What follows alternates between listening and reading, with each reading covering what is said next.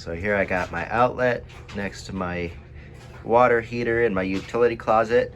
Not working. I got this lamp plugged in, I got nothing. So the first thing I do is I go over to my circuit breaker panel. If I had one tripped, I would go ahead and reset it now, but there are none tripped. And then we come over here into the bathroom and we notice that this red light is on the GFCI outlet. So we'll go ahead and unplug that,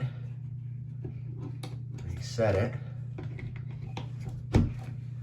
We'll go see about our light.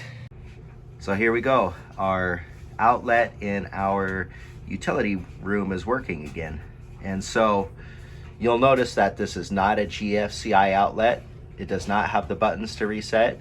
So this one is protected by the one in the bathroom. It's just piggybacking off the one in the bathroom.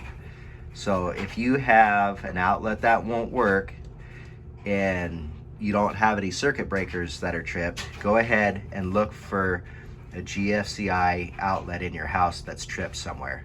And it could be anywhere. It could be in your kitchen, could be in your bathroom, could be upstairs, could be downstairs, could be in the garage, wherever. Check every single outlet in your house, and the odds are that you're gonna find one of them that has the red light on. And you just need to reset that, and then the other outlet here that is not a GFCI will probably start working again.